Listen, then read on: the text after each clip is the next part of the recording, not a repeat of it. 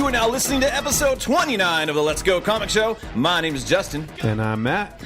You are about to listen to a whole bunch of news about comics, comic book movies, comic book TV, anything related to the world of comics. If the word comics is in it, we're probably going to talk about it. But before we even get into that, Matt, you're going to hear our opinions too. Yeah, you're going to hear our opinions and our thoughts.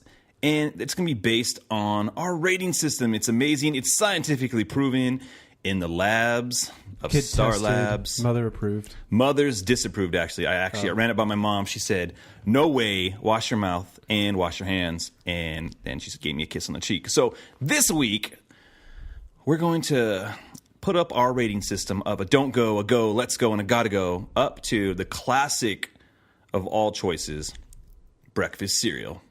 Everyone's got opinions, right? Yeah. Do you want to start? We usually start at the top end. Do you want to start Let's on the start lowest the top. side of things? No, let's start at the top. We always got to start at the top. And so when it comes to breakfast cereal, you might have different like ideas of what a great cereal is. You know, they're always like, oh, it's got vitamin A and it floats to the top without milk. No. It's the one you dream about. It's the one you dream about. Oh, man. The one you want to get a bowl of after dinner, you know? The ones I've dreamed about ended up disappointing me, to be honest. Oh, really? Yeah, I'm gonna go for the ones that I like.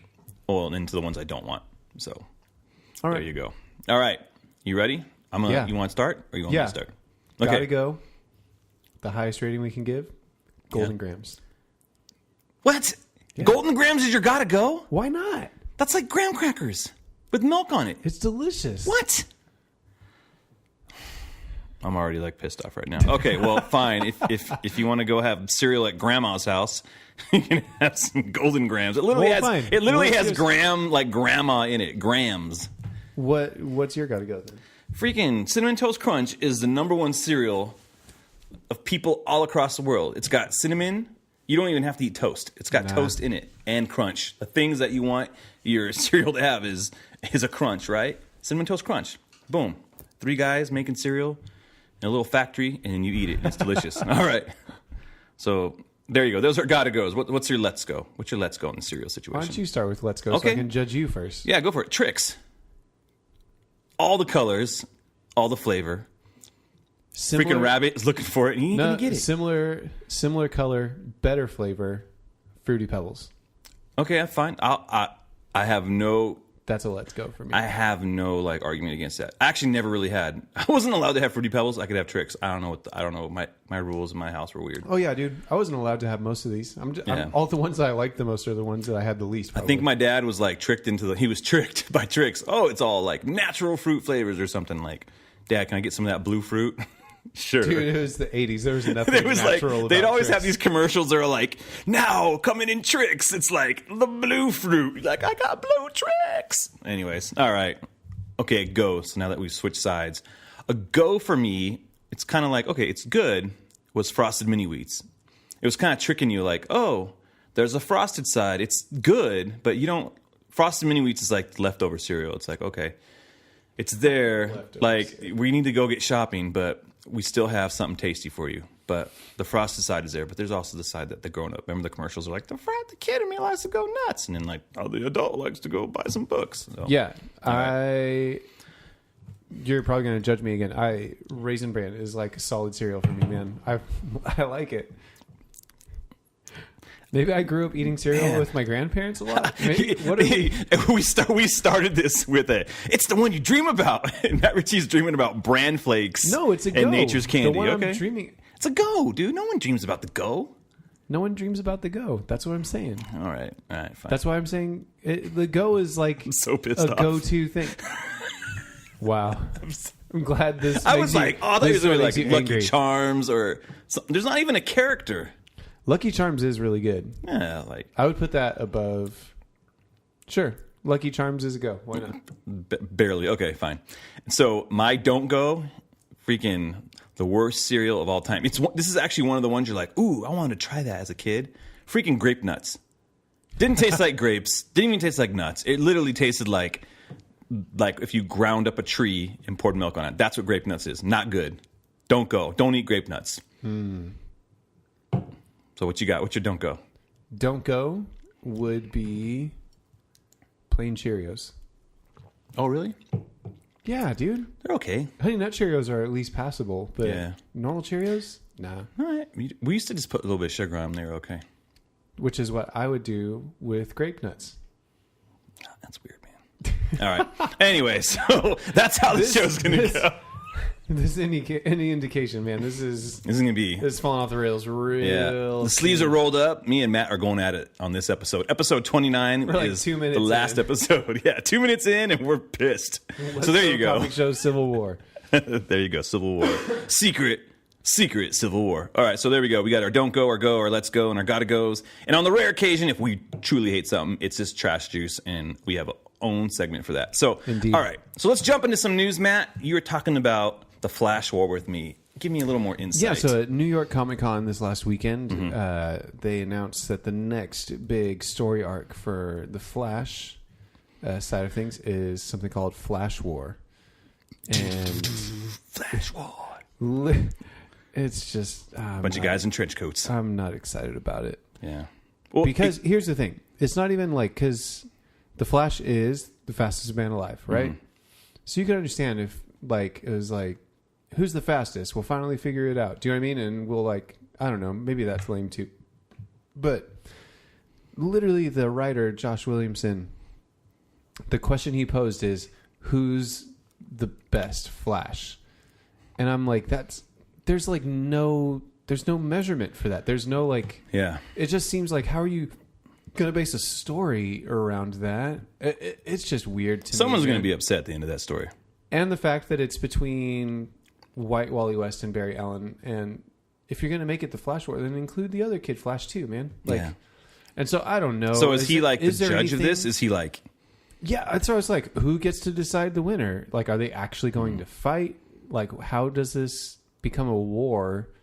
It seems like it would be like a heated debate. Yeah. At most. This has already been on like the America Online forums back in like 1994. Who is the best Flash? Yeah. Barry Allen. And most Wally people would say Wally West. I would say that. There you go. Answer. Wally West. Best Flash. Save some money right Save there. some money. Send that money our way. Hit up our new Patreon site, patreon.com/letsgocast, and you can give us some money, and that will help the show and also decide who is the best Flash. There, I just told you, Wally West. We're helping answer questions here, guys. There you go. Yeah. So that news is, you know me, man. Like, I'm committed to the Flash, but it's just making it more and more difficult to stay committed to. What if it's a good story? Stories, you know what I mean? What if it does turn into be a good story? Like the premise Which I'm sounds open dumb. to. The premise, the way they set up the premise is horrible, but who knows? Maybe it could be a good story. I mean, you have Josh Williamson and Howard Porter like doing that, which I mean is a decent team. I still don't love Josh Williamson's. Now Howard Porter's not doing the annual; he's just doing the issues, right? It looks I believe so. Christian Deuce, which he's doing the current arc of the Flash, which looks awesome, which actually looked really great. Yeah, so I don't think that's bad at all. I think we're kind of due for something that brings Wally West back into another story again. Yeah, after he's come back in Rebirth. So exactly, that is the Flash War. I'll still get the Flash annual and see like if I'm interested in following the story. But cool. That is that. There you go. All right. So next we have there was a preview of the Doomsday Clock by Jeff Johns and Gary Frank, and it's cool. A little bit. They call it an ash can. Back in the day, you can used to get like it's like a half-size comic called the ash can. So this is just the black and white version of what it is, and pretty interesting. I mean, it's interesting stuff. Looks like. And Doomsday Clock is out in November. Oh my gosh, man. This was also news out of New York Comic Con. Yeah. I'm like, oh man, can it be pushed until freaking Metal wraps up? But I know, right? These are like $20 comic books that come out. There isn't an issue of Metal that month though for Doomsday Clock 1. Oh, well, that was smart. So it starts off with just a bunch of people and their signs. The end is near. Some riots going on, and then I mean, we'll spoil this because I feel like it's it's out there. It's a fairly decent spoiler, though, if you're trying to stay away from it. So, spoiler warning here. Spoilers. But the biggest reveal is that Rorschach is potentially alive, or someone else is under the mask. Yeah. Man, it just I really like the Watchmen movie. I know that's not even what we're talking about. That's so weird. It just makes me think of the scene where he's like Where he's hashing that guy's face. You're over and locked in here with me. That guy. Oh God, what's the actor's name again? Jackie Earl Haley. Jackie. Oh, he's so dude. He was great as Rorschach. He was fantastic. He was. Say what you want, dude. Zack Snyder can freaking cast a movie. There were some poor choices in that adaptation, but overall, there was like 2 poor choices. Everything else was great. I think. I agree. Everything in that movie was fantastic. How do you feel about the original Watchmen comic? I like it. Since Doomsday Clock is kind of harkening back to that. I think what's really interesting is, as you know, in the same panel, when, talking to Jeff Johns about it and the story, and I think it was interesting that he put the Dr. Manhattan reference at the end of the Rebirth special, just kind of in there because he thought it would be a good thing to reference. But that he wasn't committed, like, I have to do a story to follow up yet, until he really felt like inspired to do the story. Yeah. So I think that's cool. That's kind of like, you got to have something. You can't leave us hanging here. But I think the fact that the way he worded it, I appreciated that Watchmen was a commentary on superhero comics. Yeah. And now Rebirth is going to be, like, Doomsday Clock is going to be a commentary on Watchmen and the influence it's had on comics for the last 30 years or whatever. I don't know. I think it's an interesting dynamic. Do you think this is going to be like, are they going to mark this differently as like a mature reader's comic, by the way? Maybe. Because there's definitely a little bit of SHIT in that comic. A little bit. I feel like, Watchmen was kind of a PG-13 type of a deal. I don't know, man. I don't know what they're going to do. It'd be interesting if it was, because the whole point of this Beyond Watchmen Rebirth thing is to be a little less grim, right? And so if it's but they probably have to start by accurately representing that world. Though it's kind of like Batman vs Superman. They say had to go really dark so that Justice League could be light. That was the intentional plan. So yeah, well, I mean that one I don't believe as much. But they said that. I mean, they even said that before BVS came out. Like they're like, we're going to go lighter with Justice League. But that's we'll get to that in a bit.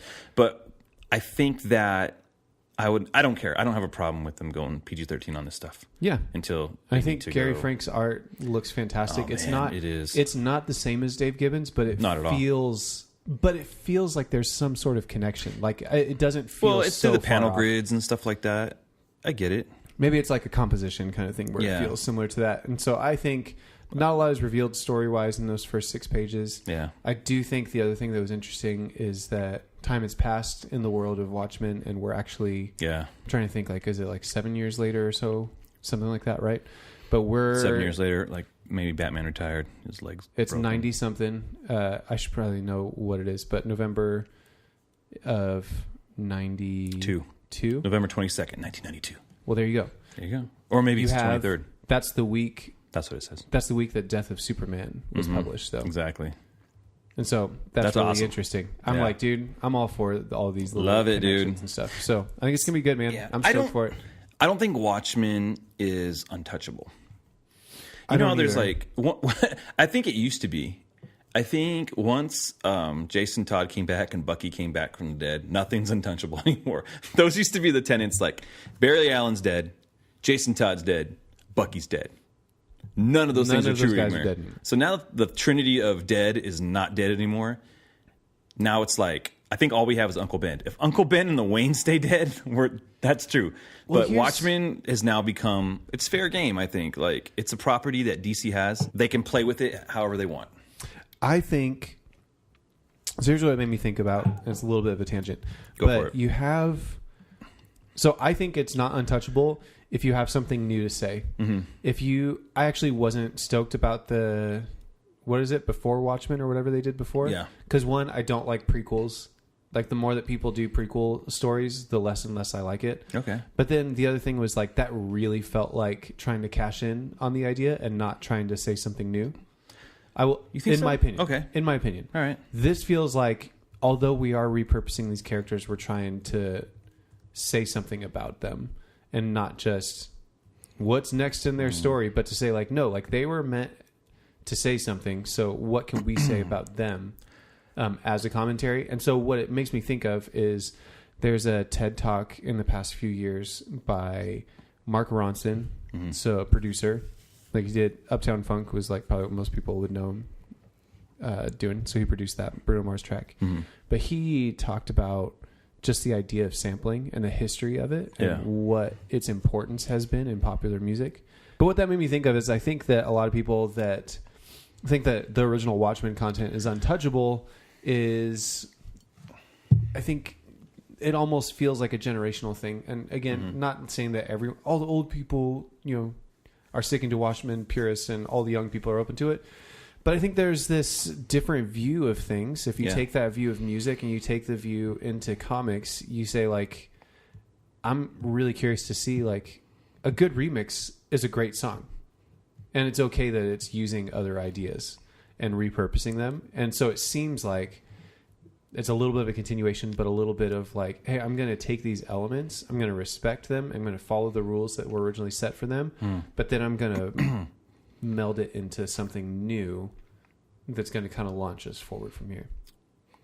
Okay. That's my idea. For me, it's hard with music because sometimes I hate when a band like covers or samples something. I was like, man, you're only popular because you stole this from somebody else. I think it still takes talent to know how to use something, though. Because everybody that's played an instrument before, they're not creating a new note. They're using the same notes that have been, but they're putting them together. Yeah. Which is similar to what sampling is. And so, I mean, and that's obviously like, it's a debated thing. Like, that's fine. I think that's where preference comes in a little bit. But it just reminds me of that idea to where, like, man, I think we come back to this a lot. If it's a good story, it's a good story. And I want a good story.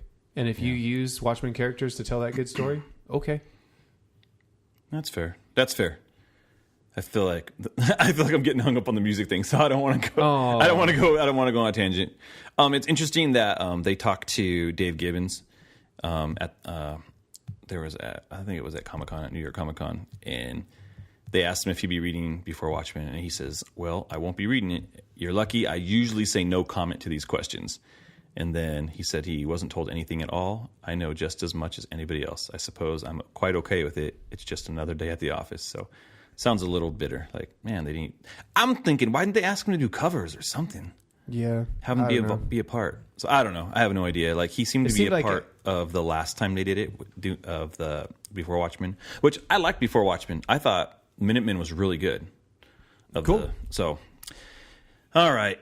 Enough of that. Okay, so let's move on to... We're going to talk about some trailers, man. Like last week... That was the big thing coming out of New York Comic-Con. Yeah. I mean, not all specifically Comic-Con, but... coming out of that, but out of this weekend. Yeah, so we alluded to it on the last show. Justice League was coming out, and then Star Wars and whatever. So let's talk about... First, we'll just talk about Runaways. It's coming to Hulu in, November? Yeah, November 20th or 21st, I believe. Yeah, and big news... Runaways is coming to Hulu and not Netflix, because why, Matt? Because they're a young and growing network. It's been around for 8 years now. It seems like dumb. Yeah. That was Jeff Loeb's answer. Yeah. Thanks, Jeff Loeb. You're the best. Why does Inhumans suck? He said they're kind of like how Netflix was when they first approached them about doing the street level heroes. Like they're kind of in that same place. I'm like, I don't think that's necessarily. I feel like Netflix was already this gigantic mega conglomerate of awesome things. Anyways, whatever. Cool. It is what it is, man. So, Marvel's Runaways, we have a trailer for the show, and it's an adaptation of a comic book series from the early 2000s, right? Yeah, it started off in 2003 from Brian K. Vaughan, and it kind of was an input that Marvel made called Tsunami, and it was trying to kind of cater to the younger crowd, kind of manga influenced, and anyways, I think they put them in digest and stuff like that. But anyways, so it's had a few different volumes. I think they had 4 different volumes of this comic. Like Marvel does, there's probably going to be 22 volumes of of Runaways by the time this show comes out. They'll be like, "Oh, let's cut it." And so some of the characters have crossed over into stuff. I think some of them were in freaking Secret Wars and stuff like that. So anyways, basically, and we've seen even this last year. In reading Power Man and Iron Fist, we had one of the characters first introduced in Runaways was a character in the last kind of set of stories for that. So a little bit of connection there. Cool. But yeah, what would you rate this trailer? How are you feeling going into the show? It felt completely different than anything else they've put out, like Netflix or movies or anything. Like already, okay. You know what I will say? This trailer is better than Inhumans. Better than the actual show. Better than the actual show Inhumans. But just kidding aside. Well, not kidding. It totally is. It feels very young. It feels very like there's a very young feel to it. The music even the way it's choice cut stuck and the out to music, me. and I don't know what the song was from, but it felt very. Oh man, what is her name? Young and Beautiful, Lana Del Rey. It kind of felt like that type of a song. Yeah, it was super vibey. Yeah. But yeah, I'm curious to watch it. Like it has me like interested. I thought Don't Run by Mr. Little Jeans. Is that who it is? There you go, Mr. Little Jeans. Good job. I'm not like chomping at the bit, but I'm gonna watch it. Yeah, Yeah, it has feel me very sold on similar. that thing. So For me, I would say it's like a go for me. Where I'm like, yeah, like I'll check it out. Like I'm not like overly excited about it, but I'm at least curious. I think it's a cool idea. Like I know what the story is in the broad brushstrokes, Yeah. and so I'm curious to see that play out because I think it's an interesting dynamic to explore yeah. story wise. So he says Jeff Loeb did say it's all lives in the same world, and how it's connected and where it's connected and what it's going to be connected to remains to be seen. yeah, But they're just trying to tell a great story. And then he says, "You're trying to trap me into saying it. Hashtag it's all connected." So he said, if the story warrants it, we will obviously do our best to have folks cross into other storylines. So no one's trapping him into saying anything. That guy Yeah. says that stupid hashtag every chance he gets. yeah, the thing is, some of these like Marvel shows, they don't feel like they're part of the greater universe. I think the Netflix does. The Netflix stuff feels like it's part of At the, least the references movies, some other stuff, for and then sure. the Shield TV show. But other than that, Yeah. Inhumans and Fartface not connected, not connected at all. So Blackagon, Fartface, Boltagon. Yeah, there you right? go. That would be like, there you go. All right, so oh man. talk So that's about- Runaways. So so what do you rate it? I give it like a give it a let's go. go. I give it a let's go. that was Runaways. Next we have Pacific Rim Uprising. Uprising. So that is John Boyega Yeah, from Star Wars. Our favorite Finn Finn. is going to be the lead on this one. Although it's bringing back a few characters from the original movie. Mm-hmm. I mean, not many people survived that one, so I guess it's not a lot of people to choose from. How'd you like the first movie? You like Pacific I liked it a Rim? lot. Yeah, Yeah, I dug it. I just like big robots, which is funny. I hate the Star Wars movies, but Wait, you hate the Star Wars movies? sorry, that was a slip and Wow. wasn't true. I hate the Transformers movie. Sorry. Thank you. Oh my Wow. gosh, that So many sounds times so this loaded. episode but is it's almost not. ended, man. Yeah, Just yeah. Fights. Yeah. So yeah. So I'm giant excited. robots fighting giant monsters. Yeah, I think that's usually a Love pretty it. good recipe for things. love it. The trailer I thought was really well done. Mm-hmm. I think it good. was well done enough to where I don't feel like I need another trailer. Yeah, for a movie like Pacific Rim, I just want to watch robots. Yeah, Gaijus. That's what I want to watch. I just want to see dude. the movie. I don't need to figure out all the extra stuff. Yeah, I'm just like, I don't even care who's in the movie. Like, it's cool that John Boyega's in it. Dang, I care that John Boyega's in it. Yeah, but I don't care that much. Like, John Boyega is not getting me to the Care. theater. Dude, Giant robots. After seeing him as Moses in Attack the Block, I'm up for it. Like, what happened Anything to he's in. freaking Charlie Hunnam? Like, freaking Sons of Anarchy guy. Like, what happened to him? He wasn't in the trailer? Well, he's not in the movie. Did He was in the die? first one. He didn't die. Him and I thought that guy they showed was the same guy that was in the first one. no, and then him and Mako, they became like one. dang. Remember? Yeah. I don't know, man. He was like, I'm gonna go Anyway. make that terrible King Arthur movie. I There we think go. it's cool. I think I'm stoked to see it. Yeah, I'm That's excited. That's a let's go for me. Yeah, it's kind of a go and a half. Let's go for me.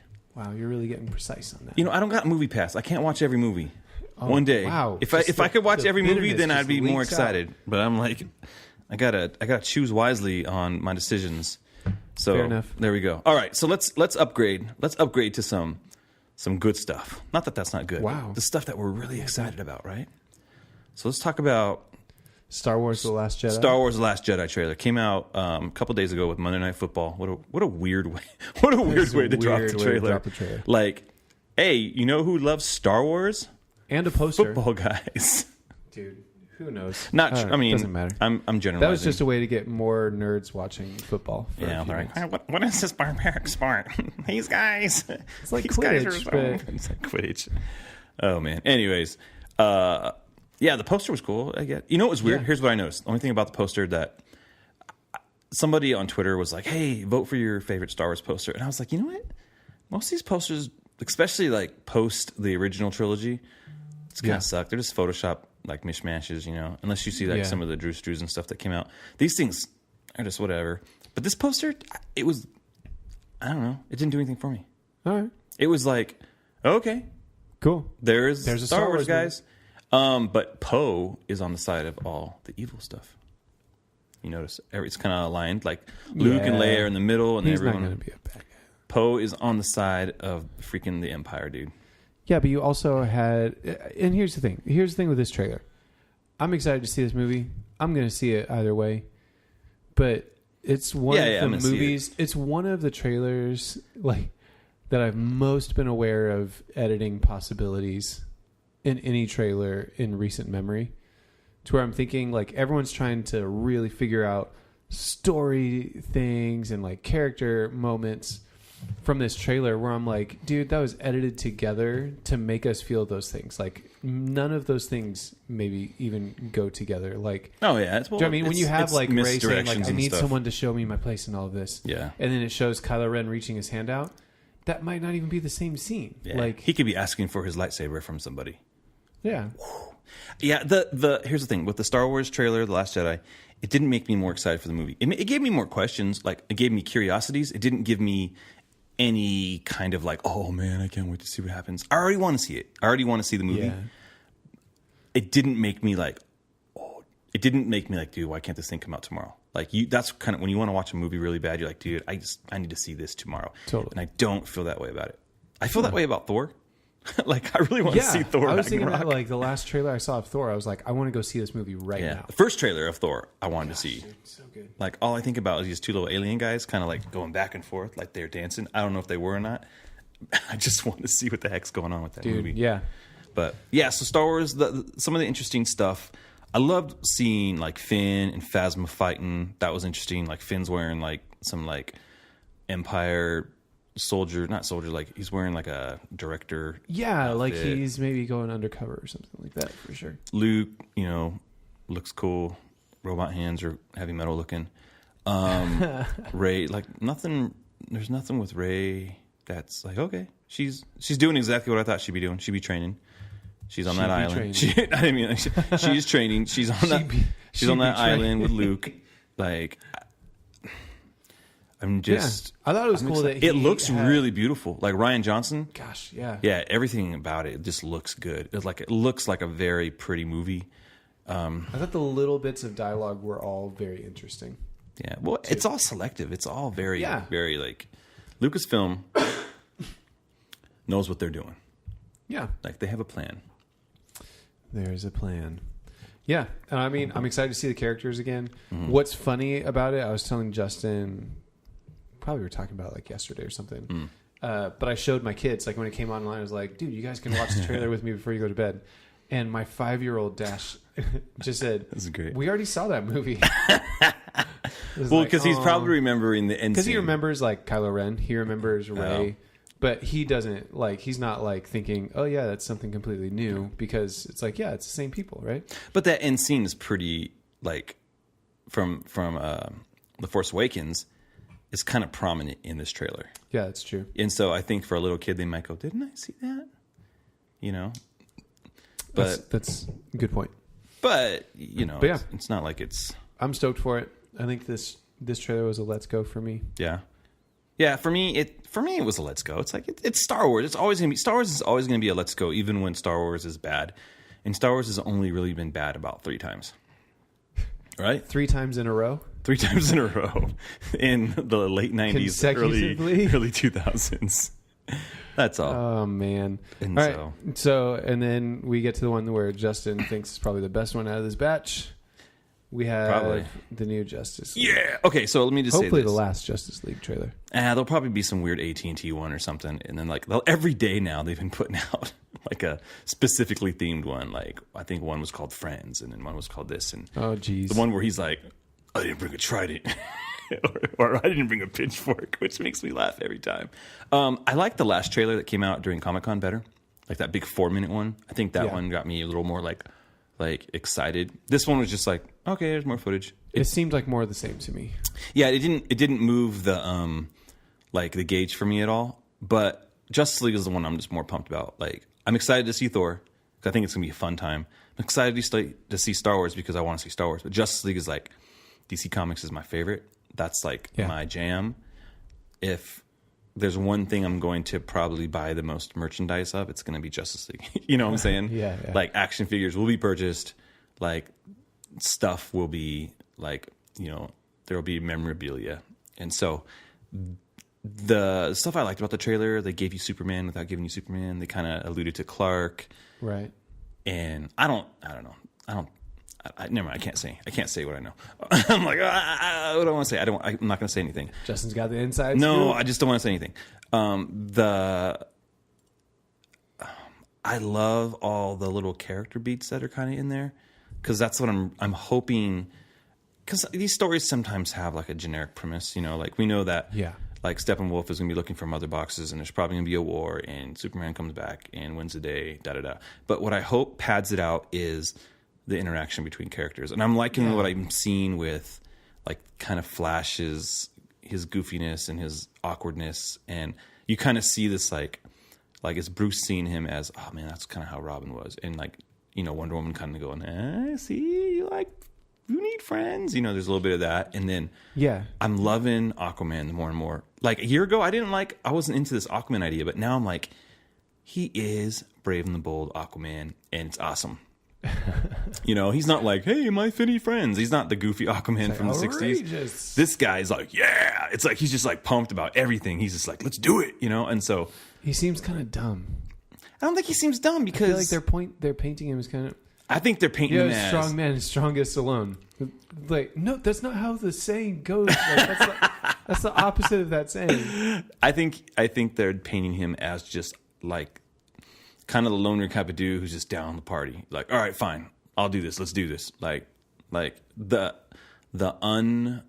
kind of has his own little life, in that little fishing village they kind of show. Yeah. And he's like reluctant, like, man, I don't want to be a part of this. And then finally he's like, all right, Cole, okay, let's do this. Fine, I'm ready to join this deal and make it happen. And one of the things James Wan said is Aquaman is going to be like a swashbuckling type of like thing. Swash. Did I say swashbuckling? Like a swashbuckler, And I get that vibe from him. Aquaman's like, a pirate. He's very like, yeah, like I think it'll be fun. I think the best like addition to the Aquaman lore has been Brave and the Bold with that like very jovial, bearded Aquaman. Yeah, I think it works. Always well. up for an adventure. Yeah, always. There you go. Like, I don't imagine him rolling over to Batman and going, "Today we'll have an adventure." But like, I want that in my head canon. Like the fact that Jason Momoa is going to roll up to the Batcave and be like, "Batman, my pal, let's go on an adventure and fight the Black Manta." Like, I just think that's going to be fun. So, yeah, I hope for that too. Like, I really hope that there's good character interaction. I think. To be honest, like in the 2 Avengers movies we've had so far, I feel like we've only had a few moments of them actually interacting in a way that feels like comic book, like heroes fighting together. Oh, and the opening scene in Ultron, that was cool. And really that, and then Civil War a few times, where it really feels like they're taking advantage of working together as a team. Yeah. And so I'm just hoping that Justice League can capture some of that too. Like I want them. And I feel like we're seeing some of those things. So hopefully that's not...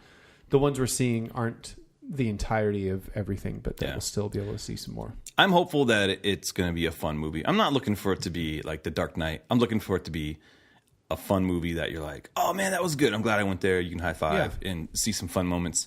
And the one thing I'm looking forward to is Superman's return.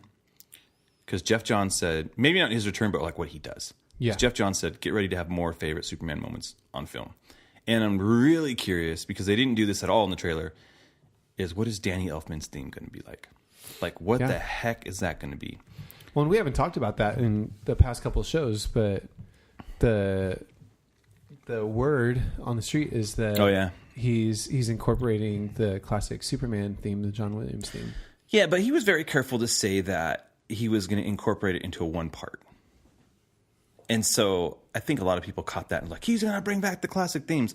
I don't know. Hey, man, whatever that looks like, if it's just for a moment, that's fine with me because I think that's great. I think they already. Here's what I did like about this trailer that I think did set it apart from the other ones. Mm-hmm. It's starting out with that Man of Steel piano theme, which is great. Made it feel different than the other ones because I've talked about like the musical choices so far, like just haven't been my favorite. Well, the last trailer was really all forced. Man of Steel music. To be honest, if you think about it, it was all his theme in the last trailer. It was? Mm-hmm. The trailer before that had the like come together, but this one had like the last one had a similar vibe to it. It had all. If you watch it again, it's all the Superman theme from Man of Steel. Okay. So, but it's like it's hinting at Superman, but he's not in the trailer, except that one part where it's really his shoulder. Interesting, yeah. Or is it? It's Superman. Or is it? Or it's Booster Gold. It's Green Lantern. It's Dove and Hawk and Dove. Armie Hammer is in the movie. Oh man, there's gonna be. I can't wait for the people who think he's gonna be in the movie to be so freaking disappointed. Oh man, Armie Hammer is not in the movie. FYI, he's not Green Lantern. He is not anybody. He's not Booster Gold. I wish he's Booster Gold. That's Booster too Gold. That poor guy. I wish he would have one of those parts. Man, if I had the ability to go back in time, Armie Hammer, Lex Luthor. That's who he should have been in Batman vs Superman. Oh, there you go. That's really interesting. Big, tall, strapping dude. Like, I can see Armie Hammer being like, I got everything. Look at me. And then Superman shows like, man, he can fly. Dang it. Like, somebody who can one up him. Wiener, Lex Luthor. Yeah, not this like gangly, like sniveling. Want me to fix BVS for you? Superman, Man of Steel, Part 2. Lex Luthor comes home and he's like, my son's in prison. That kid's an idiot. I'm Lex Luthor. Bam! That's all. That's how you solve it. Lex Luthor's son. The real Lex Luthor. Yeah, it's Lex Luthor. You know, like his son Lex Luthor the Jr. or whatever. Dude, in the comics in the 90s, freaking Lex Luthor kind of had red hair and a beard. It was like his clone son. Yeah. I'll buy it. I'll buy it, dude. If they do Flashpoint, first freaking get rid of Jesse Eisenberg, dude. I bought it. My son was an idiot. Oh my gosh, he almost destroyed the city. And then freaking kryptonite ring. And then, if you saw that guys, nice. I literally grabbed my ring and made that. Anyways, all right. So, what do you think? We know we're both excited, and we're both going to go see Justice League. Yeah. There's a big to do about the whole thing, right? Mm-hmm. What would you rate this trailer? I'm going to rate this trailer. I'm going to say it's just a let's go. It's not a gotta go. The last one for me was like, it's a gotta go. This is a let's go. I will say the first half of the trailer is really strong, but after you hit the middle, it's just like red. It's like red everywhere. Everything looks the same, man. Yeah, that's I know. me like, and that's why I made the caveat of I'm excited about this movie. I'm going to see it. Yeah, I'm pumped to see it. Yeah. This trailer was probably just a go for me. Yeah. And I think the red skies is part of DC lore. Anytime there's a crisis, the skies are red and stuff like that. But average moviegoer doesn't know that. This trailer didn't add much for me. I didn't even really think about that until my friend Pete hit me up. He was like, dude, the red sky is a crisis. And I'm like, dude, you're right. So, anyways. Sure. Why not? Let's just rush to that, too. Let's go. Let's make this movie. Let's cover like 70 years of history in the course of 3 movies. This movie's going to be Crisis on Infinite Earth, 0 Hour, and No Man's Final Land. Crisis, No Man's Land, and for some reason it's going to be Flashpoint in Armageddon 2001, where it's revealed that it's Captain Atom who's going to destroy the world. I'm ready to move on. All right. So there you go. There's our thoughts on some of them trailers that are coming up. So let's jump in to freaking comics. Smell them floppies, Matt Ritchie. Freaking comics. Smell them. Smell this. Are you smelling them? I'm going to grab it right now, and I'm going to smell this copy of Mr. Miracle #3. I can't believe it's already #3. Yep. It smells different because it's got that premium cover. I can literally spill my drink on this cover, and it wouldn't ruin it. Well, there you go. So, Mr. Miracle #3. We were talking earlier when we were in the comic shop. Yeah, we were. and we were arguing over which cover was the original cover. Nick Darrington is doing the covers. You're right. I know. I realized that later. Let me see that one with Orion on the cover. Yeah, It's a pretty cool cover. it is. I do like Justin got the Mitch Gerard. variant, and that one's really. It's very, for the good. variant. There was like 20 of them, and there was only one of the. There's only of one the left Nick of the regular Darrington. one, so I was like, yeah, I'll get that. It's a cool cover, man. So third issue of this book. Before we go into spoiling it, yeah. maybe just a general thought and rating. Yeah, my general thought, it was a freaking weird read. It was a weird one. It's a let's go for me, this issue, overall. Again, once this story is wrapped up, we'll give a final grade on the entire storyline. But Yeah, I would say similar for me. there were some slow parts into it, but it wasn't at all boring. It was just like, it was a little slower, if that made any sense. Yeah, I mean, when you have like 2 pages worth of 9 panels Yeah. to do one sequence, like you're definitely taking your time. Or 3 pages worth. I mean, you're really taking your time in that kind of stuff. Yeah. But gosh, It's very repetitive. I mean, there's a style that Tom King has, and it's very poetic in how he does things. Mm-hmm. Like if you go to I Am Bane and stuff, he did a lot of that. Like I'm going to go there. I am going to break your damn back. You know, like there a little bit of that. yeah, I mean, I still love the art. Like it's this messy, beautiful Yeah. look to it. But yeah, I would say for me, it's also a let's go to where I would have said the first 2 issues were gotta go. This Yeah. one where I'm like, I feel like I'm wandering into the territory of kind of like when we talk about Bug, like we love it, but Yeah. I don't know how readily I would recommend it to someone that's not already kind of into comics. So, You know what? I feel like, so do you want to get into more of the details? yeah, well, I was going to say, you know what? With this book, I think over Bug, like Bug is super weird. I think if I knew somebody and they didn't read comics, I will, dude, read Mr. Miracle. It's really weird and you might dig it. That's I think true. it's interesting enough where, because it's not really referencing a whole bunch of stuff. I mean, it does, but I think it's a little more like digestible for somebody who's wanting to hear to have something weird, if that makes sense. Yeah. No, I think that's true. Speaking of Bug, it's weird without the goofiness of Bug, I think. yeah, So spoilers ahead. We're going to get into more details. Do Turn it. away now. You need to read this book, guys. You need to be Yeah. reading this. Don't listen to us talk about it before you read it. So that's your warning. Mm-hmm. We're now going to spoil. So, speaking of Bug, yeah, we have Bug the Forager in this Yeah. book. I was really excited to see him. yeah. But if Like, hey, it's it like felt sad. it's like an old friend, which then made that gut punch even worse Yeah. when he's freaking vaporized. Now I'm like, did he get boom tubed or is he vaporized? No, he was vaporized, man. Man, He was zapped. Zagap. yeah, he did get zagapped. he got got zagapped zagapped. really good. His Yo, kappa man, was you just got detated. zagapped. Are you sure he got decapitated? No. No. I was just quoting Michael Scott. Nah, Sorry. dude. Light Ray shows up and just he screams, and I don't know. He burned. He He shot did him, burn dude. him on. Did he? And then there's little smoke and like sizzling and little bubbles. I thought it was just like the remnants of time and boom tubes. No, he's gone, man. Because him and Berta are talking later, and he's just talking Oh, about that's like true. Yeah, he is. He's kind of the casualties of it. Like, but what about these people? Like, Forager and. yeah, But didn't he say Light now Ray? Forager, I don't know, man. That's freaking Light Ray, Light Ray's a jerk, dude. He just rolls up there. just rolls up there and kills someone. Yeah. Like, well, all right, and says, "Don't be stupid." Yeah. So I feel like I've kind of gotten into like these sequences have happened. I don't think it happened as much last issue, maybe, but in the first issue and this one of Mr. Miracle sitting on his couch. The He's doing a lot. colors- There's a lot of sleeping going on in this series. A the lot of color, sleeping. the color choices are really great. Yeah. Like just with everything being super dark, and then, I mean, there's a stark contrast between what he looks like and what Bug looks like. Yeah. And really, I'm looking at it now. Do you see them in the same panel together ever? Yes. On the second panel, I don't know. There's no Oh page gosh, numbers on yeah, there. on that page. But that's it. Like all the other ones, it just seems like there's this space between the two of them. Yeah. Because I feel like we've been set up to think that maybe Mr. Miracle is a unreliable He's losing his mind.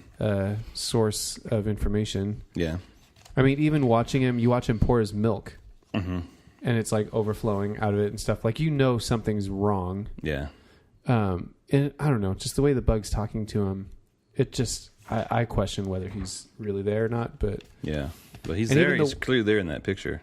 that's true. And I mean, even though the way the camera, I guess, if you, for lack of a better word, moves around, like you have this, you're setting the scene of Scott Free sitting down on his couch at the beginning there. Yeah. You know, sitting down, and then it's not until the next panel over you see that Bug is just like chilling on the couch there. Like, it just feels like a fun reveal. Yeah. And part the use of of me the is like, nine, yeah. I wonder how intentional that was. Like, hey, Bug's doing this. You know, he's got this miniseries right now. Let's use him in a little bit of a crossover. I don't know. Yeah, Even though this feels like a young animal book, but it's not. You know, totally. like it that. feels a little more serious than the I like young that animal book Superman to me. ad. Looks cool. Sorry, Right. The Imperious Lex. I'm like, that looks cool. Is that in the Superman title? What the heck is that in? Doesn't even tell you. Just Yeah, like it's just an ad. Superman Imperious Lex. What issue? Who knows? Superman's pissed. We'll tell you later.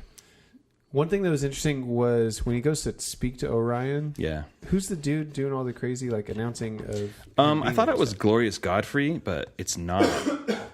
I thought it was. Usually that's like he's usually the host though. So yeah, I don't know, man. I really don't. It's Flashy Funk Man. Flashy Funk Man proudly presents the X-Pit Executioner, the Gradney Goodness Gutter, everyone's favorite escape artist. Yeah, I don't know who this guy is. Dude, so spoilers, did they freaking just kill Granny Goodness in this comic? Was that They what killed did? her in the last issue. Yeah, I mean, they straight cut her head off. Yeah, and so here's the thing: like, how reliable is all of this sequence of events? Yeah, is my that's thought. what I'm saying. Like, It's like, are they really killing off Granny Goodness? They're killing off Bug. They're killing off because Metron was in there. Like, I'm trying to think of the characters that are being killed. I'm like, is this actually going to stick? I don't know, man. Real quick, Flashy Funk Man was created by Jack Kirby in the early 70s. That's and so great. he's been in the Mr. Miracle comics since then. So he's always kind of been a part of Mr. Miracle's adventures. So he first appeared in Mr. Miracle Volume 1, number 6 in 1972. Nice. So there you go. He is part of the canon. He's just probably haven't seen him in a while. He's trying to cash in. He's kind of like a promoter. So basically, whatever he's doing there, he's been doing in Mr. Miracle's life for a while. Speaking of Kirby, like those next couple pages where Orion's just beating the ever-loving crap out of Mr. Miracle, it's just a very Kirby-looking like color scheme and Shapes design and the shapes and stuff. Like Kirby crackles. Kirby, yeah, dude. I mean, it's hard to say. Like, I was gonna say, like, man, it just looks so awesome, but I'm like, but it's so gnarly. Like, it's hard to look at still.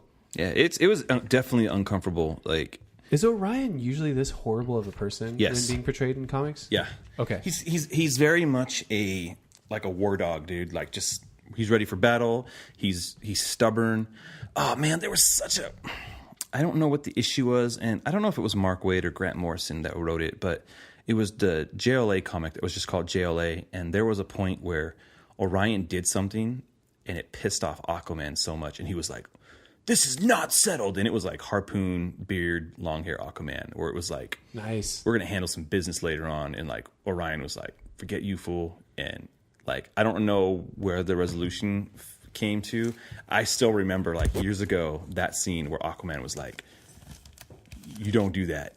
That was messed up. We are the Justice League. You didn't run that by anybody." And like Barda was like, "Oh dang," because like Barda and Orion were brought into the league for some reason. Okay. To balance it out for some, like they're going to be in this. And anyways, I think it was. Yeah, I was just curious because as I'm reading this, I'm like, wow, Orion is like really horrible. Yeah, he is. He's not like a Wonder Woman. Kind of New 52 Wonder Woman brought him back. He didn't seem as salty, but yeah, this is more akin to who Orion is, the war dog of Apocalypse. Yeah. So it's really interesting. I mean, because both times we've seen him, or each time we've seen him, rather, in each issue, like he's either been tough loving Mr. Miracle or giving like really bad orders or setting up. Well, things he in a bad definitely way. has a he cares, but it's just like the care of how a soldier cares, if that makes sense. Like, it's tough, and there's a method and there's a reason why he does what he does. Yeah. So I don't know if that makes sense. Yeah, it just seems shady because remember last issue, Granny Goodness was like, "Hey, he's like setting you up." Oh yeah. And so that makes me think of like, man, the first 3 pages, right? First 3 pages and the last page is some bananas art. Yeah. Like that, just it's all I glitchy, love it's all offset, like it's smearing everywhere, And that makes like, me think, like, and I said this off air with you. It feels like, is this a TV show? Are we watching a TV show of Mr. Miracle's life unfold? Is what's going on? And so, you guys, if you're not reading this comic, it's really good. I don't care where you sit on the comic book line. If you're like, I'm a Marvel guy, I'm a DC guy, I'm an indie guy, like this feels like it feels like an indie book. You don't have to know a lot about DC comics to read this thing. Like, I would just suggest getting this book. I really enjoy it, man. Yeah, it's really good. I would say this one felt a little heavier, a little more. It did feel more New Gods. Like it's like this. It's like it's not like if it was a meal, it wasn't like it's any less enjoyable than the other 2 courses were. Yeah. It just felt like I had to really think through it to appreciate it. Like it was just a little harder to get through. Yeah. Not because it wasn't enjoyable, but because it is like heavy, because it's very rich, because it feels dense. Yeah. If that makes that makes sense. That makes total sense. I analogy. 100% buy that. Like, so, but Mr. Miracle Man, again, like I would still say it's a let's go. I think it's and the only reason that slipped from the gotta go is I think I'm not. It's not that I'm not enjoying it. It's hard to have the same level of excitement and enthusiasm when it feels that heavy and that like, kind of weird. Like it. Like this is the first time where I'm like, it's not just weird, but I was a little confused, which I'm totally fine. Like I'm cool with wading through. Like we have 9 more issues, guys. Yeah. Like there's still plenty more story to go to resolve that. And in retrospect, that might change my view of this issue. Yeah. Exactly. As a whole, the final rating will be different. Like this issue, and it's weird because I'm not going to recommend, hey, somebody go buy issue 3 of Mr. Miracle. I'm going to say, right. read all of them. But as it goes on, okay, this one, maybe issue 4 is going to balance it out. But yeah, I agree. It's a let's go for me. I definitely enjoyed reading it, and so it's good. Yeah, and I think it's one I'll read multiple times for sure. Exactly. That's how I agree. I think about all these issues. I am in cool. agreement. So, Mr. Miracle number 3. The other main one we wanted to talk about is Dark Knight's Metal number 3. Before we begin, so it was announced that they're going to put out like a 6-song EP. DC's putting it out, and I forget when it comes out, but I guess the guitar player from Marilyn Manson is going to. I don't know if it's Twiggy Ramirez. I don't know who it is. I didn't like read all of the information, but going to do a 6-song EP based on this. So there you go. All right, man. Yeah. So let's just jump in. 3rd issue. I don't think we need to belabor things. Yeah. We're kind of in the middle of the series, but dude, this opening is pretty awesome. Yeah. Well, okay. First off, rating. What do you rate this? Oh, sorry. Yeah. Yes. Before we get into the details and spoil it, I will say this one also slips to a let's go. For me. From a there let's go for the other issues. Yeah. This is a let's go. There's some weird stuff going on in this comic. It's where things, I feel like the other 2, you have the excitement of the first 2, and now I feel like this fog is kind of descending a little bit, where I'm like, things are a little unclear. Yeah. I'm still enjoying pieces of it. But yeah, sorry. I mean, before, I'll wait to get into the details of what that is for me, but there's some great ideas still. Scott Snyder and Greg Capullo are still having a lot of fun with this. It still feels very like, I would say this book feels like swashbuckling. Like this feels like high energy adventure. Even though it's dark, it feels like a celebration in a way. Zack Snyder. Nope. That's funny. I'm just kidding. It feels like fun and dark at the same time. So I feel like it keeps that going from what was established in the first 2 issues. Okay. I feel like I'm starting to get to the point where I want to see things move forward a little more. Okay. So I think that's, for me, it slips to a let's go a little bit. What about for you? Yeah, I thought it was... Actually, here's the funny thing. I felt that it was a little more straightforward than the other issues. Oh, funny. I felt like it wasn't as like, what the heck is going on? That's so funny. I totally felt different. Did you really? Yeah, I felt like, okay, man, you're trying to fit in a lot of stuff. Like, when are we going to get just some straightforward, like, action or explanation? No, I definitely felt it was more of a straightforward, like, story. It just, I think it's just some of the concepts I think are almost, it was too corny. Like, when they're, okay, first off, they're just hanging out in the field. I'm like, Bruce Wayne, don't wear a suit in the field. So we're going to spoilers now. Yeah, okay, we're going into spoilers. So Openings, you heard our ratings. You heard our general ratings. There you go. Let's go into some spoilers. Go for it. That's why we're here. If you've read this, cool. If you haven't read it, well, it's freaking weird and honked up, and I totally think you should read it. It's just so weird. Opens up, they're in freaking Smallville, Kansas, and childhood home of rock. Like, but I was like, okay, yeah. You don't like that they're playing? No, they're playing rock and roll right now. I do. I just thought it was I funny. love the idea of Damian and Jonathan Kent being in a band together. Yeah, it's like Damien's all punk rocked, and then Damien looks like a grunge guy, and you mean Jonathan looks like grunge? Yeah, sorry, yeah. Damien and Damien. I like that. I don't know what they did for reference, but I'm glad that there's an orange ant back out there in the background. You know, yeah, like that's cool. He's well, and Damien still has like green like fingerless gloves and stuff. I'm like, dude, there's aspects of who they are still in there, which I thought was kind of fun. I think it's funny that they're all out there in the middle of the field, and Bruce is wearing a suit with a t-shirt. I don't know. It's just freaking weird. He looks like Rob Lowe from Wayne's World. Yes, that's what he looks like. I mean, dude. And if that's maybe that's intentional. There's a lot of. So you sent me something earlier. There's a lot of intentional things.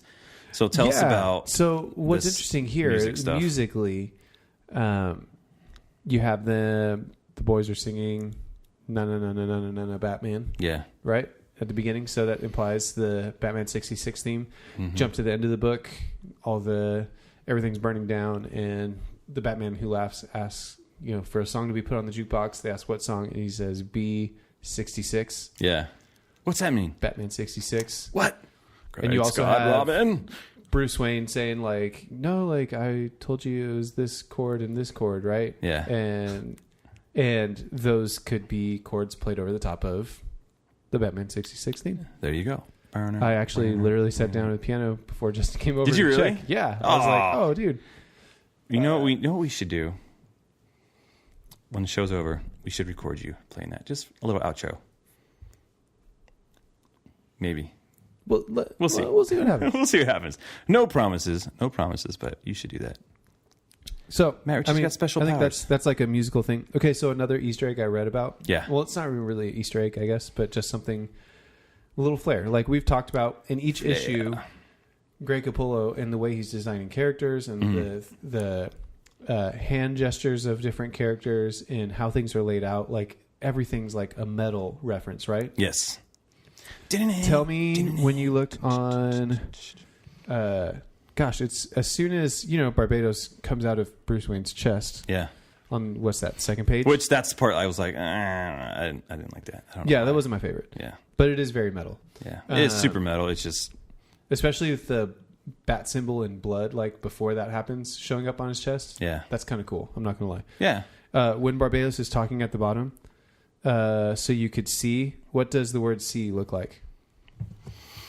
What does it look like? Let's see. You're making me pull up that. What side? The bottom left here. Bottom left. Okay, hold on. I'm bringing it up here. The C. So you could see this moment. The way that those letters are shaped. That C looks like a G. It looks like 666. Oh. Freaking Greg Capullo going metal. And how I just read, someone pointed that out on the internet, dude. I can't take credit for that. Oh, but I'm like, dude, not the G, the C. You're right. Oh my gosh, the SEE, is totally 666. So I'm like, dang, dude, you have a demon bad guy jumping out of the dude's chest, and I'm taking that picture right now. So, thanks internet for pointing that out. Thank you, internet. I mean, and you have other stuff that's metal, like you have like these columns of just bodies. Yeah. Being pinned to a thing. I mean, you have a people being turned into Doomsday lookalikes. You have Joker dragons. That's one of the things, dude. Barbados standing at the top of a mountain and these 2 Joker dragons like around him. Yeah. It's pretty metal. Super metal. Super metal. Super metal. Speaking of which, that's the interesting thing about this too, is Superman kind of seems to be the focal point and our point of view for this issue. Yeah, it does. It's definitely well, because Batman's gone. So once Batman takes off, it is Superman's show. You know, It is. So I think his interaction with the Dark Knights. So here's okay. So just in general, let's just talk about Superman in general. In this. Yeah. He's the beacon of hope that he is supposed to be, right? Yeah. Like there's a way to save Bruce. There's a way to do it. I'm going to do it. It ends up turning against him and is a trap. And that was really weird. That moment was like kind of weird to me, like trying to push through the Phantom Zone into the Dark Multiverse. Like Dark Multiverse just seems still confusing to me as an idea, but it's all good. So, but you have Superman talking to the Batman Who Laughs a few pages in, and here's what I think is interesting because I think it could be telling for things coming up in the story. It is this bit of dialogue from the Batman Who Laughs. It says, see, down in our realm, worlds are created by all of you people up here. You fear or hope for something, and it births a world. Right? So all we're seeing is the fear that has birthed these people, right? Do you think we're going to see the hope at some point? Like we'll see what hope has birthed. We have to, because I feel like that's what Rebirth is about. And I'm hoping that Superman births it, and that's how it brings Batman back out of the dark matter universe. So one of the things that I kind of like, once Barbados was out there, I feel like all his dialogue is heavy metal lyrics. Again, because I let you. Oh, dude, totally. Like everything when I see it, it just says, it's all that happens. It just sounds like a heavy metal. Someone needs to make these the lyrics to a song because it's like written for you. That's really funny. Sorry, I didn't mean to backtrack. It just that's totally fine. I think what you're saying is right. I think it would be a big missed opportunity if Superman wasn't the beacon of hope. He's supposed to be the beacon of hope, and by him like being that for the world, bringing Batman out, I think that's key.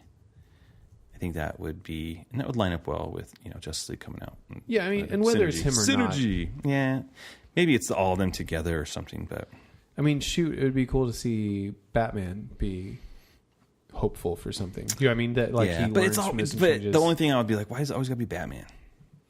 Well, I mean, this is Batman's event. I don't know, man. It's always Batman's event. So here's the other thing is issue 3 continues the trend of bringing in some kind of obscure characters back into the mix. Oh yeah. So we have Nightmaster and Detective Chimp. Detective Chimp, dude, love it. It was pretty great. What do you remember Detective Chimp from? Batman Brave and the Bold is like the most current reference I have for Detective Chimp. Yeah. And so, which my kids think is hilarious. So. That's really funny. He's at the tail end of the golden age, of comics. Mm-hmm. He kind of brings into Silver Age. And I feel like he's always kind of popped up in just random places. Mm-hmm. So his first appearance, Detective Chimp, was Adventures of Rex the Wonder Dog #4 in 1952. Hey. Created by John Broome and Carmine Infantino. Hey. Which that's kind of cool. Like, I don't know. I think that's fun. And then Nightmaster, I wonder if he was inspired by Brave and the Bold. He's like, I'm going to throw Detective Chimp in there. Why not, dude? Yeah. I feel like I read something that was like a character that he's been wanting to write like for a while. Like he was just like, that'd be a fun character to write. So you have Nightmaster. I have no idea who that fool is. Created by Denny O'Neil and Jerry Grandinetti in 1969.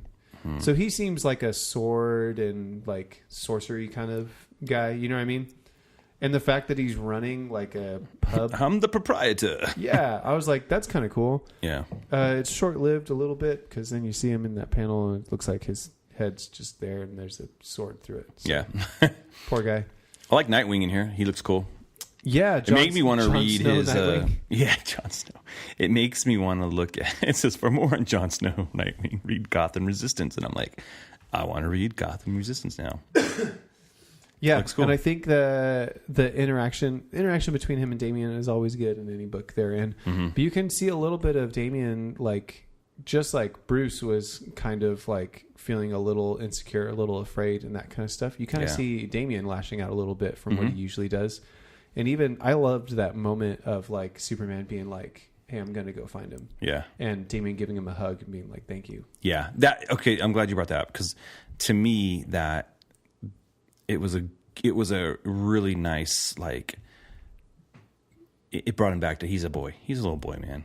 You know? And was he like 13 now? Yeah, he's 13 because he's leading the Teen Titans. He's allowed. So I think you have that dynamic, which is really interesting because you have the Superman kind of family being developed. Do you know what I mean? For Rebirth, you have the Batman family kind of being developed, right here and there. I mean, not nearly as like intensely as the Superman family dynamic. Well, I was glad to see Steel back. But it's like a extended family dynamic. It's almost like Superman's like the uncle of or the godfather of like, hey man, like we're part of the family. You know, we're in this together. And I think you get that vibe with everyone hanging out at the beginning too, even though it's a dream sequence. Yeah. But yeah, I mean, I agree. Yeah, those goblins. Sorry, I don't know what they're called. The Robins, I call them Roblins. They're so freaky. Maybe instead of robins, what if they are just crows? Has anyone said that? I don't know. They still have an R in their chest, though. They just say crow, and I'm like, that's kind of cool. C-R-O? C-R... Or maybe they're W. owls. I don't know. And then Deathstroke just showing up randomly is kind of fun. Okay, so that was the one point I wanted to talk about. Oh, really? Nothing major. Like, hey, how it's a job. How does he just show up in this random, like, he's there, interdimensional he's bar? Like, he was here, and, you know, well, yeah, I think he's got some of his, like, weaponry is made out of things, what you say, promethium or whatever. But there's a part where it's got Mr. Terrific and Green Lantern in space, and that's kind of cool with the Plastic Man egg. Yeah. But then we're in the trench with Aquaman and freaking Deathstroke's underwater. I'm like, why is Deathstroke underwater, and why is he asking about mermaids and how they actually, you know, so swim with your mouth shut. So to me, it was like, that was random. Why is random? Deathstroke? I like that we're getting different characters being brought in for their use of metal. Yeah. I don't understand how Plastic Man fits into that yet, but sure. Yeah. You know, maybe they'll talk about it later. Because it's not metal, and you need something to get. I don't know. But you have plastic. But you have like Dr. Fate's helmet. You have Mr. Terrific's T-spheres, Steel's hammer. I don't know. I think it's cool that metal-based like heroes are being brought into it a little bit. I wonder if Dr. Polaris is going to be in here. Sure, why not, man? Sorry, that was super obscure, but he's Magnet. Yeah, he's the Magneto of the Flash guys or whatever. So pretty weird, pretty awesome. This is what a sad little twist at the end there too. I know we talked about it already, but just with that being a trap and Superman being brought in, because it's kind of like, well, this is going to get worse before it gets better. Yeah. Well, so how are you liking you've bought in some of the crossovers, the Flash one, like we talked about a couple weeks back? Yeah, I liked the Flash one shot, the Red Death, and then I've just read like reviews or like summaries of the other one shot issues. Yeah. That have made me wish I would have bought them because they seem like really fun. Almost like it's not the same because it's not like horror necessarily. Yeah. But it reminds me of like a Tales of the Crypt kind of thing where it's like just these one-off stories of like what is this tragic, way that this one came about. And, and all of the ones I've read so far seem really interesting to me. Yeah. And so I might get the next few. We'll see. We'll see how much of a sucker I am. I love that you're just like, yeah, I'm down. I'm going to do it. Well, I've liked it. I mean, and that's the thing is like, I'll give it a try. And if I like it, then I'll probably keep trying to get it. That's cool. Anything else from this that stuck out to you from this issue specifically? No, it just overall, it was a super fun read. It's just, again. Oh, I have another thing too. Go for it. I love the code, and I love all that, like the DC, that was cool. It's like, no, I was telling you not to come. Oh, well, I wasn't thinking backwards, Batman. Yeah, that felt kind of dumb to me, honestly. That part. To me, it felt like it felt like Batman being okay. That's the obvious clue, but it was also a tie into the whole music thing. So I'll buy it for the purpose of the comic. But yeah, that's fair. The only overall thing that I wanted to touch on before we finish up is. You kind of hit a point in stories, like you need to have a certain amount of destruction or people in peril to make it feel like there's really weight, right? That that stuff is at risk. Yeah. Right? But then you kind of cross this threshold where you're like, wait, so is this really how much stuff is going down? Because how are you going to come back from this? Yeah. And so I feel like I'm starting to get in that territory. I kind of felt, and we talked about that a little bit with Mr. Miracle, where I'm like, wait, now I'm starting to question on whether this sticks. Is it in main continuity? Is it all these other things? Because you're taking out stuff where I'm like, wait, are you allowed to take that out? Yeah. And now when you have like what looks like to be hundreds of bodies like attached to this like pillar in multiple locations, and do you know what I mean? And like buildings are done, and there's this Speed Force storm that the Red Death did that's killing people, and then all these nano Alfreds that are taking people out. I'm like, the nano Alfreds. So it just makes me like it starts to pull me out of the story a little bit, because then I'm like, is there going to be anybody left? Mm-hmm. Is there going to be a way to reverse some of this stuff? Well, I think that would be that's what Plastic Man's only like overall thing where I'm like, I don't know how I feel about that. Yeah, no, I get you on that. I think don't overthink it too much. Let it play out, because sometimes you just need to let these things play out. And I will.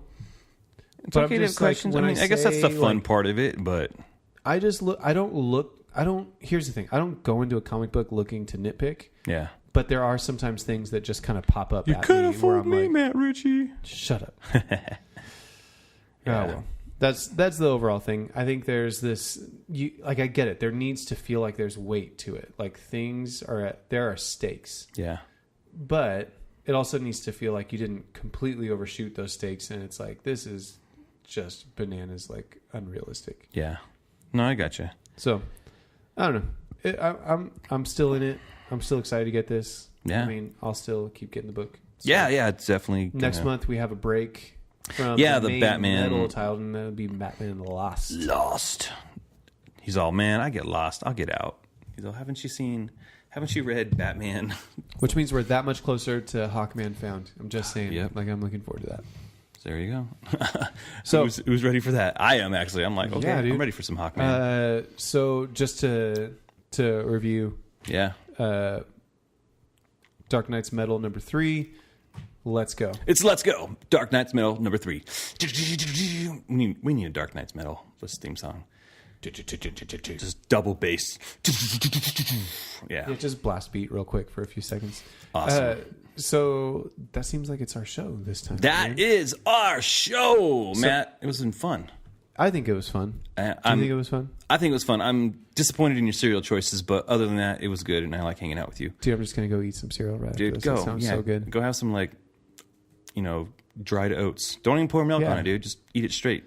I'll just go grape nuts. How's your fiber? Grape nuts, Raisin Bran, and life, and just mix those all together. Fiber one. That sounds like a good time. Fiber one, straight up just oatmeal that's not cooked, and then I like cream of wheat. Yeah, my grandpa used to do that. I like cream of wheat. What? Yeah, cream of wheat's good. That's gross, dude. Yeah, do you put a little cinnamon on it? Nope. Dude. Okay, dude, listeners, let us know. Hit up Matt Ritchie on Twitter and say your cereal choices are pitiful. You are trash juice with what you need to do is you do Golden Grams, but you have it with vanilla ice cream instead of milk. Oh, dude, it's so good. That is not cereal. That is no longer a breakfast situation. You've turned it into a dessert. We'll do dessert next week. Cereal is the kind of thing you can eat anytime. Dude, maybe I would rate these better if we broke it up into breakfast cereals and dessert cereals. Okay. They can be different things, cereals. Have you never had, cereal after dinner? Yeah, a few times. I think I was 7. I don't remember. Whatever, dude. Oh man! All right. Let's end this. Let's end this. So, we need people to join us on this journey on this show, right? Yeah, so they do. What are the avenues they can do that, Justin? Yeah. Well, first off, again, we talked about this last week. We like doing the show. It's so fun and it's rewarding, and we want to do it all the time, and we want to make the show better. And so, there's one way you can help us out with that. We started a Patreon. So if you go to www.patreon.com/letsgocast, you can join and be a part of the Let's Go universe. You can help us out. And there's different levels where you can join. So everywhere from the $1 to the $50. And the $50 is almost there as a joke. But if you want to be a $50 patron, you're basically on the show. Who are we to call you a joke? Yeah, you're not a joke. You make more money than anybody, and you're willing to give this little podcast a little bit of your dimes and nickels and quarters and making it happen. So there's a whole bunch of different levels. Check that out. Be a part of the show. Help us make it better, because there's things that we would like to do, and we just can't do it on the zero budget that we have. So make that budget happen. If you like the show, be a part and make it happen. And Patreon, it's patreon.com/letsgocast. So do that. You can follow us on Twitter at Let's Go Comic Show. Hit us up on Instagram at Let's Go Comic Show. Go to our Facebook at facebook.com/letsgocast, or visit our website at www.letsgocast.com. Send us a friendly email at letsgocomicshow@gmail.com. But the real ways to really just reach out and touch somebody is get us on Twitter. So hit me up. You can hit me up at J_Rocca, and I love to communicate with people on there. And Matt, how can people reach out? He loves to stir the pot. I love stirring the pot, talk about how Star Wars is trash and Justice League is. Dude, I heard you say it earlier. It was in your heart. It was in my heart. It was in my heart. If it's in your heart, it's true. That's why it came out of your mouth. That's why it came out. It's right there. You're Ron. You poop mouth. Anchorman, man. It's just the gift that keeps on giving. Anchorman too. You can find me just posting Anchorman gifs and quoting Anchorman on Twitter. On Twitter at Matt Ritchie, MatTricchey. Why? Because I gotta.